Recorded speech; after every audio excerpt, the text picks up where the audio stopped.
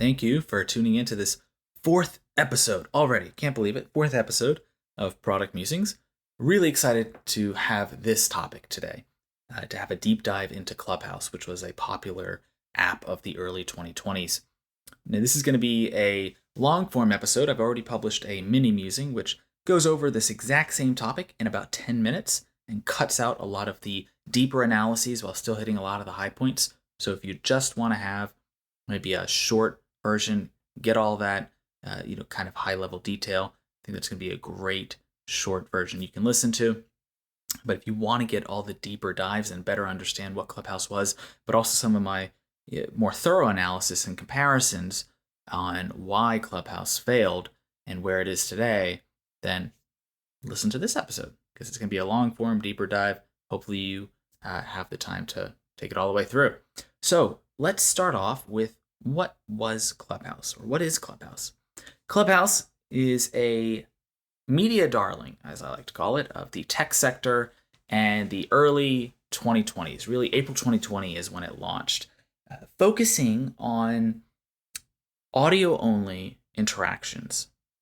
And if you know anything about 2020, there was this thing, you may have heard about it, called COVID-19 that became very widespread, and everyone staying at home, of course, having the opportunity to engage in different ways with people than they had never done before. And so Clubhouse launched at a really interesting time. And the idea behind the application was that you would sign up and join separate rooms. Rooms were audio feeds that you could sort of think of as a cross between maybe like a podcast and live radio. And in these rooms, you would have hosts who would lead the discussion and oftentimes have top-line guests that they would interact with. And then there were a lot of listeners as well, who, if you were lucky, could be called onto the stage, as it was called, and have an opportunity to speak as well with the host and the key guests. And there were some heavy hitters in these early guest stages. You had Elon Musk, who is one that's constantly talked about, who did a lot of deep analyses on future of space and technology and so much more. You had Mark Zuckerberg, Oprah. You had a lot of celebrities, comedians. I believe perhaps Kevin Hart was on there, Chris Rock. I know Drake was also. So a lot of heavy sort of celebrities, people who you want to have an opportunity to talk to. Now, they were the key ones, but anyone could join and create a room as well. There was no limit on who could create a room. However, if you created a room, you were likely not going to get many listeners unless if you had a following or had a very interesting topic to talk about. And Clubhouse had this specific aspect to them, which is its invite-only process. You can't just sign up for Clubhouse unless if you've been invited by someone who had shared a code with you. And given that the types of conversations that were going on were really interesting to people in business or technology, engineering, etc., a lot of people wanted access to this platform. People were paying a lot of money at times for invites so that they could have a chance to listen to Elon Musk or Mark Zuckerberg and possibly get a chance to talk to them, gain their advice, gain their insights. And this led to a dramatic surge in hype and interest for Clubhouse.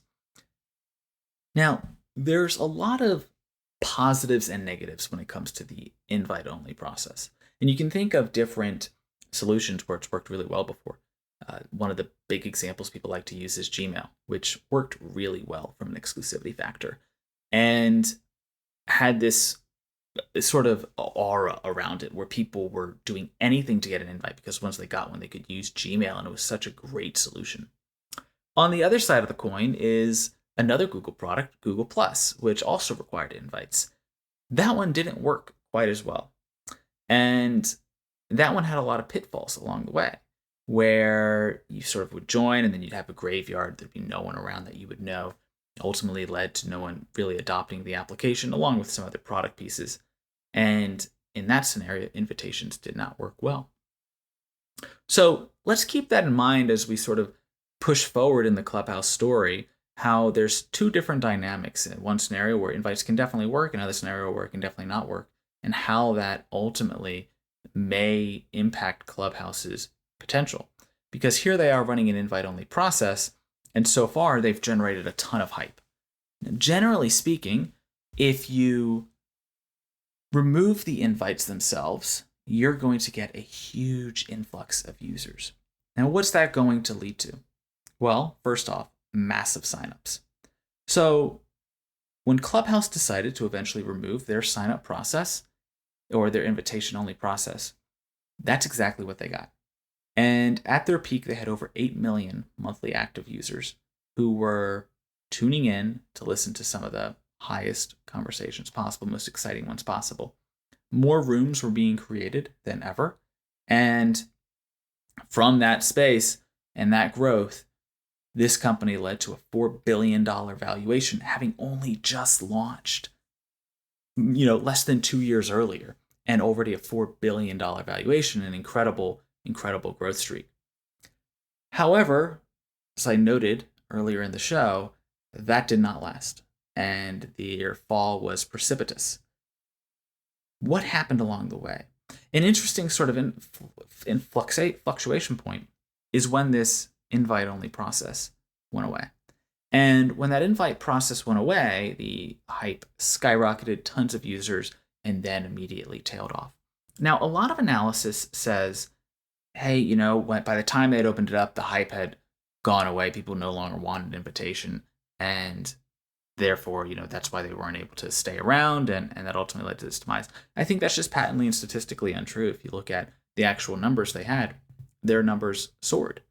What really came from that, though, is a sort of dynamic that I tend to think about called the eternal September, which was a common phrase used for Usenet. Now, Usenet was sort of, you can think of the early internet days, the 1990 timeframe. And back in those days, when you would sign up on the internet, or you would go off to college and get onboarded, as it were, onto the internet, there would be this influx every August and September of new users who had never used the internet before. And they didn't understand proper ways of using the internet, proper netiquette, as it were, right? They would sort of have their own way of doing things, and it would sort of cause a lot of frustration for current users of the system. But over time, they would become sort of absorbed into the community, understand the proper ways of working, and it would go away. But they would consistently, every September, there'd be this wave of new people that would be onboarded onto the internet and would have to go through this sort of process again.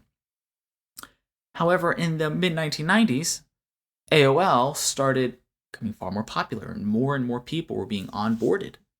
And what that led to was called the eternal September, where suddenly there was no longer a wave that would then be adjusted into the culture. Instead, there was just so much influx that you saw the culture itself dissipate from what it previously had been and become this sort of wild west of there's no sort of rules in terms of, again, that netiquette, that culture, that how people communicate and work with each other across the internet.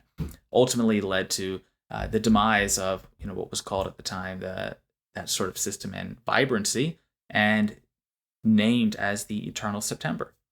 And my belief is that if you look at Clubhouse, they ran into their own eternal September, where when they were an invite-only solution, they had this culture of high quality, really interesting hosts, really interesting guests, and they had a sort of a standard of quality that came along with that.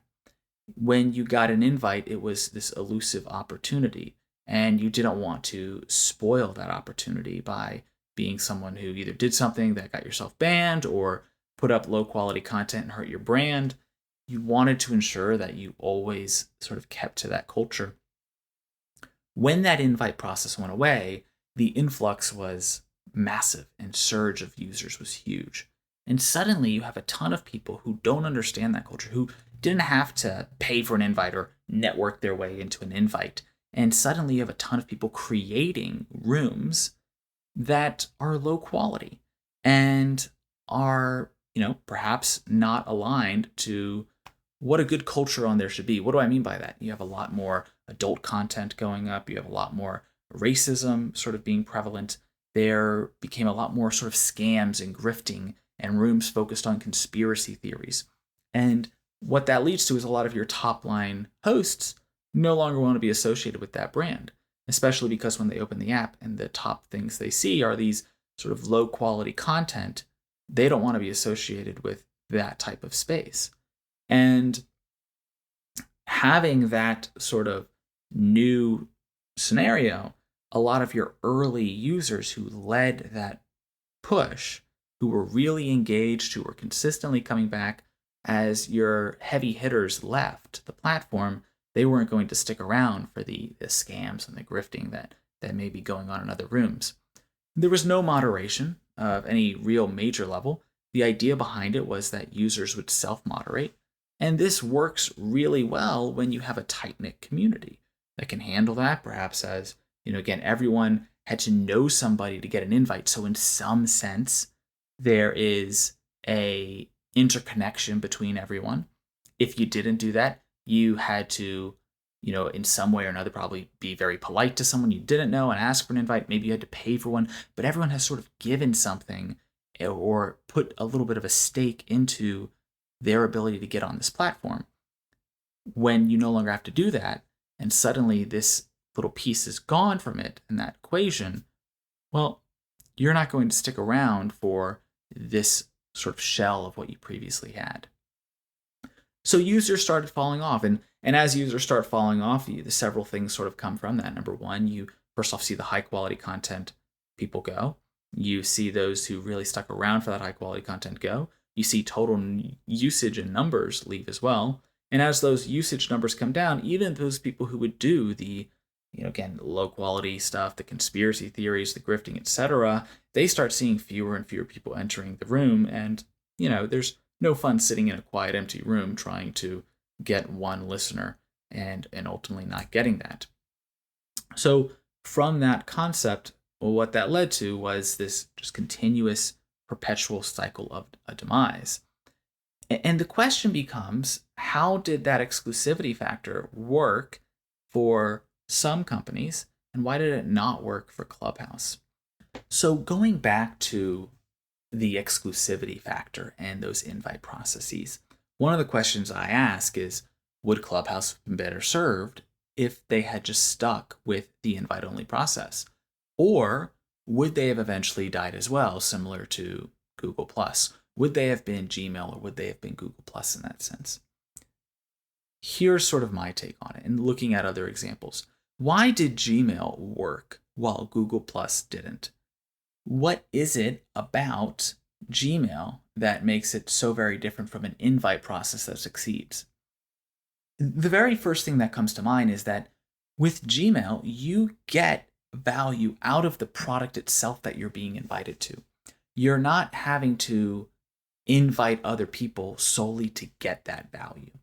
That's a very difficult process that requires you to ask others to sign up and join, and then you can start to get value in the situation like Google+. But with Gmail, just getting an invite meant you could use a phenomenal tool in and of itself, and you didn't need anyone else to join for you to get that value. It'd be like if someone invited you to use Microsoft Word for the first time and you'd never used a document processor before. Just getting that invite and getting that tool, that is the value. And in a social networking solution or a two-sided network solution, what you find is you only get value if the other people you invite also join. And that's sort of this difficult situation where you have a chicken and an egg problem of a two-sided network, and does not work really nearly as well from an invite perspective for these social media apps. Let me talk about a few other examples, and then we'll pull it back to where Clubhouse maybe fits.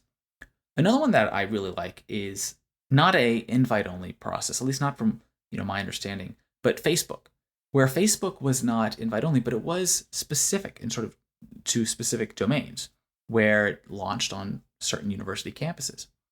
And in that scenario, there's sort of two aspects to it. One, you don't have to search and find your way to get an invite. There is no way that you can sort of hack your way to one or network your way to one. Your campus has Facebook, or it doesn't have Facebook. In the event that it has Facebook, there is this built-in network that you can sign up to. It's not like you've sort of launched globally and now you might sign up, but the other person who signed up is on the other side of the country, especially if you had a large country. And well, you have no connection to that person. When Facebook came to your campus and launched and sort of gave you that invite to the the platform to your entire campus, well, all of your friends are already on campus. And so all of your friends at once get access to that invite. You don't have to share invites to each other and ask people to sign up. Everyone got access all at once. And that's a very different approach to handling a social network two-sided approach where you're sort of onboarding groups of people at once who already have those built-in connections rather than trying to get one person to join and then them having to work to get another person to join. If you only get value out of the application when all of your people are joining from invites you're sending, it's just a lot of work and leads to people ultimately signing up, getting onto the platform, and discovering that there's no one else there and leaving. You can look at other apps that have tried this. One that's actually going around, another sort of media darling recently, is called Laps, which is an application focused around social media sharing of photos. But it's a disposable camera type approach. So you take a picture and you can't see it while you got to wait on it to develop. It takes a long time. Interesting scenario, but their social aspect of it requires that you invite people to start. And you can only actually get access to the application when you have forcibly invited 5 people minimum, which is a huge barrier to entry and leads to this way of trying to just create this massive barrier to growth. Now, it is an interesting piece in the sense that you force someone to create a network. And if someone joins your platform, they're not going to be dead weight because they've been forced to add people. But in general, that barrier to entry is so high that it outdoes the value stream that you could get from actually onboarding people. And so in that scenario, you can see, again, the invite process on a social network app like Google Plus or Laps, they both require a built-in network to either onboard altogether or to already be there. And there are perhaps some specific examples where that's not the case, and you can think of areas where you're really focused in on launching specifically with people who are high networking types, right? I believe LinkedIn might be a specific example where the invite process actually worked well, despite them also using other growth metrics as well. But really targeting people who want that networking capacity and are doing anything possible to do so. That's perhaps a little bit of a different scenario and different environment you're working in. But generally speaking, if you're looking at something like Gmail, if you look at something that is this high-level feature and that's what you get from it, an invite works. Facebook, having that built-in solution set, worked really well. You can think of other apps as well that did similar. For example, Gas, I believe, was one that recently came across that went high school to high school. You can think of Yik Yak, which was another university-based solution, which also had a ton of issues that grew. But in terms of actual growth and sustaining, their success metrics were really good based on doing these per location exclusivity invites, rather similar to Facebook. They ultimately had issues downstream due to anything going on with anonymity, sort of similar to Gas as well. Things kind of go downstream from there. But in general, that process works. So what was it with Clubhouse? Was Clubhouse this two-sided network where you needed to remove that exclusivity? Or was it the pace where if you could just get access to it, that was in and of itself the success metric? Was it a Gmail or was it a Google Plus? And it's an interesting question. And my belief is that ultimately it was a solution that was tilted towards a Gmail type approach for the vast majority of users. The vast majority would sign on and they had no chance of hosting a successful room. And they knew that. But they could get a ton of value just by listening in. And that is why they could sort of grow that type of opportunity. Getting those high leverage users to actually create those rooms is the more difficult scenario, that sort of harder part of the network where they want to host a show and want to make sure that they're actually giving it to people that want to listen. And cracking that side of the invite process is a little bit more akin to the Google Plus side, but you already have this whole other side of the network that's a lot easier to actually work through versus in something like Google Plus or Laps, where there is no really easy side of that network already built in. And so ultimately, I would posit that exclusivity and this invite-only process did not harm Clubhouse in terms of their use. I think it was what drove their excitement and their growth. And in time, much as Gmail, much as Facebook, when you want to eventually remove that exclusivity, you need to do so in a way that is sort of logically oriented around who can still create rooms, what do you have to do in order to create those rooms, what is sort of that moderation that's going to go on so that you don't just have a drivel of nothingness, but instead there is this sort of approach to anyone can create content, but there is this standard. And you can look to something like Reddit, where anyone can create content. And the way that Reddit solved that problem was by using moderators for each subreddit, where, sure, you still get a ton of sort of garbage in many different areas, but for those subreddits that you cleanly want to focus in on, the ones that rise to the top, they're cleanly moderated and cleanly adjusted to always align to the topic of what's at hand, to generally speaking, stay within a pocket of sensibility. And having that sort of control and basis enables the community itself to make sure that you don't have that eternal September, that you always have these some level of standards, at least in the high value subreddits themselves, versus what you saw on Clubhouse, where it was just really a lot more of a free-for-all. And so I would suggest that perhaps in that exclusivity framework, there may have been a lot of value in having the users who, when you pull that invite away, perhaps you have to be a user for multiple lengths of time before you can actually create a room.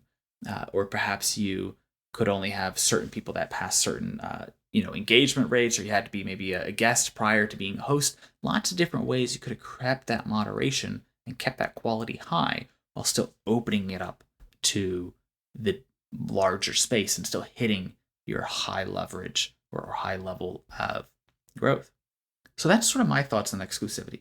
I think it worked really well for Clubhouse for a while. And if they had kept it and made that transition to no longer requiring invites, I think you would have seen a much better solution.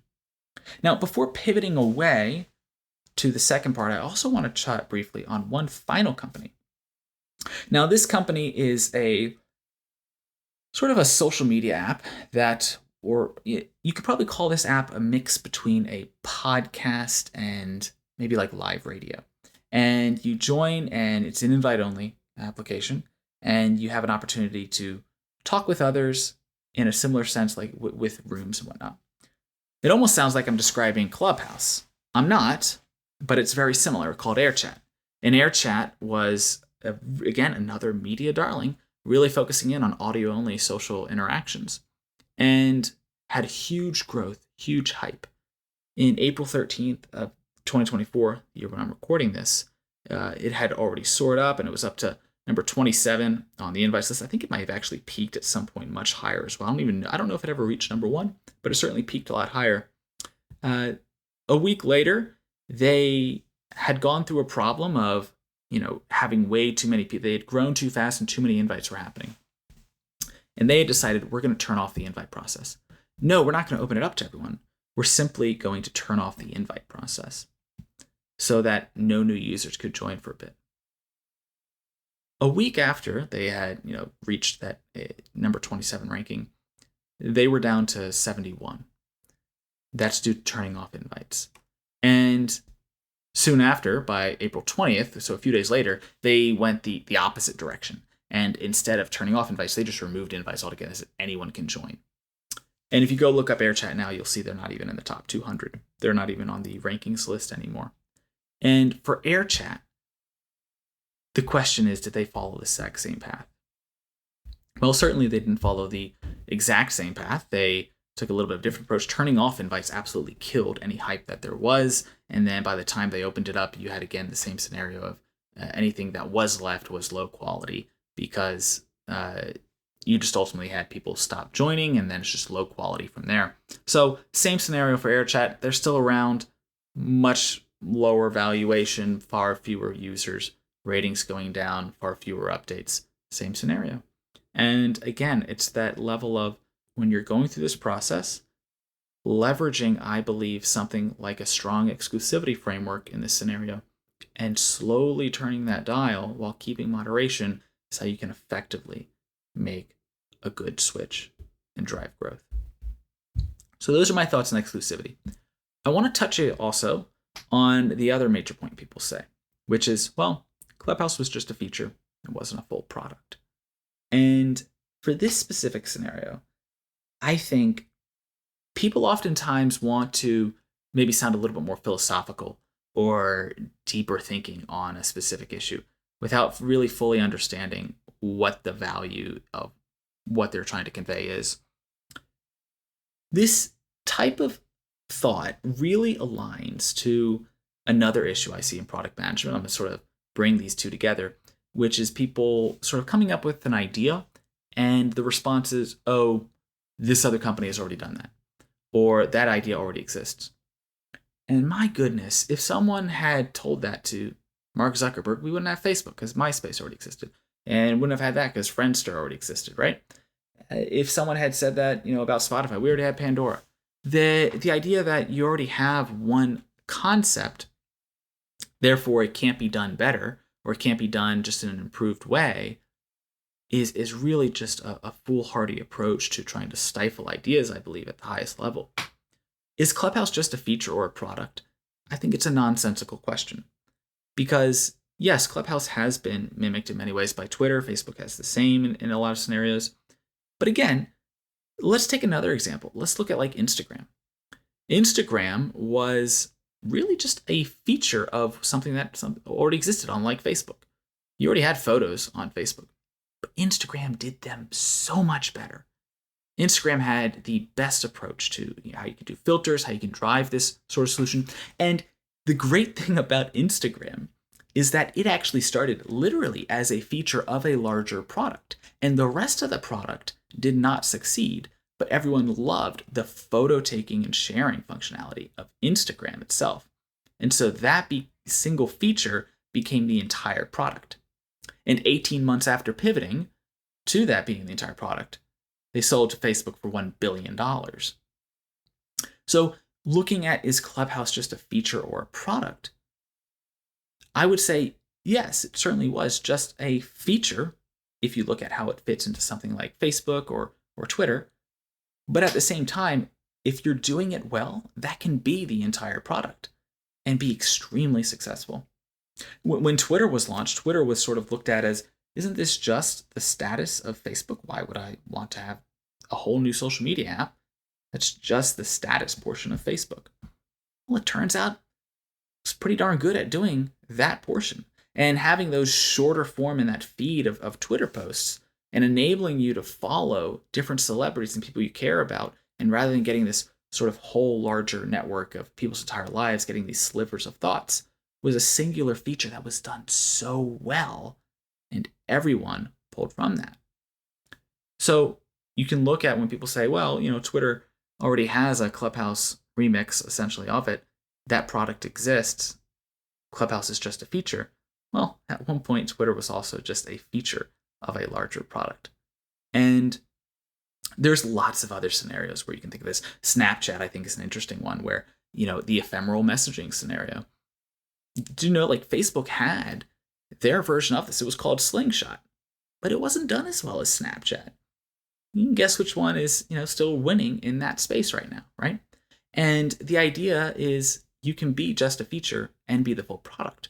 On that side is you can also be just the feature and be bad at being a good product. I like to think of Vine, which you have to go way back. Now we're looking, maybe was this 10, 12 years back, where you're looking at Vine, which was a sort of the earliest form of viral short form media. I think it was 6 seconds. And this solution, you could sort of create a short video for, I think a max of 6 seconds, led to a lot of memes, lots of sharing, a lot of virality, but ultimately got overtaken by better products. I believe Instagram released Reels, or perhaps at the time it was Stories. I'm not exactly sure which one it released first, but had longer form where you could go up to 15 seconds. Turns out that was what people wanted. They wanted a little bit more time. Ultimately led to a better feature of even a larger product. And Vine disappeared eventually over time, as you see that it wasn't the best at what it did. And you can think of other, sort of applications along the way. One I always like to think of as well, which is Quibi, which some, that was sort of short form. Also a problem of COVID. And it dealt with a lot of issues in the COVID timeframe as well, just when people sort of stopped going on subways, which it was perfect for, and so much more. But also had poor execution at being the best feature, best implementation of itself, rather than being this larger product space. And when you're thinking of how these types of features and products exist, you also have products that don't really have any killer feature. And sure, they have all these different feature sets in them, but nothing that really stands out, and that prevents virality.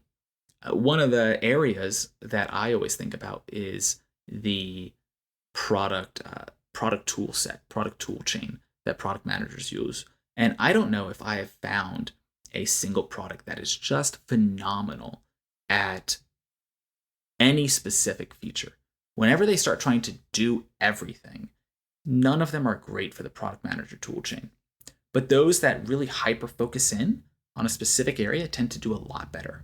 And so you can look at sort of solutions like Notion, which is just document management. There's lots of solutions out there and products that try to take care of document management in addition to so much else, but Notion just nails document management, and that's why they're so popular. Slack, the same for communication. There's so many solutions that try to implement a form of chat, but Slack just laser focuses in on chat, and that's why they deliver such a great experience. And I think in the product manager toolchain set, there's just so many products out there that try to do a lot around road mapping and Gantt charting and task management, all this, but none of them really just nail one specific part. In that scenario, you see products that don't have killer features, those 90-10 features. And it's important to keep that in mind, that when you think of something being just a feature of another product, that means nothing. If you are the best implementation of that feature, and if people are willing to buy that feature, or if people are at least using to use that feature, then you have a product. That's the way I'm trying to think through these types of solutions. And when it comes to Clubhouse, sure, call it a feature, call it a product, call it whatever. It was a successful implementation of what people wanted, and could still be around today had it been perhaps transitioned a little bit better from its exclusivity framework. Of course, as well, if you'd seen something different come out of COVID. I would say as well, though, podcasts are still thriving. There are still many people listening to talk radio in the car. There are people that listen to call-in shows. There are people that consistently, tune in to, YouTube videos that are long form. They still exist. I think Air Chat has shown that this concept could still exist now, not even just in the days of COVID. But how you handle that is you have to sort of focus things a little bit differently. Certainly, COVID did have an impact. That's not to be in doubt. But I don't believe that's what ultimately killed Clubhouse. I think Clubhouse could still survive now and perhaps be in a little bit of a different form, but ultimately, it's not. And these are sort of my thoughts as to why. So exclusivity and not being the best form of its own product, I think, are what ultimately killed Clubhouse. And as you look at how things kind of can change and grow over time, it's going to be really interesting to see, does someone come in and try to fill this space and give it another shot at audio-only engagement? And it could be really interesting. I think it's going to require a little bit different scenario, a little bit different approach. You do wonder, are there people that are not too invested anymore in the type of solution, having seen it failed multiple times? Perhaps. But I will be interested to see if someone can crack that code around exclusivity, because if they do, I think it's going to lead to a lot of value for a lot of people as a whole. So that's where I'm going to wrap up. I hope this has been a interesting deeper dive, covering a lot more different companies and scenarios. If you have any thoughts or different approaches. Would love to hear them kind of going forward. Thanks for tuning in.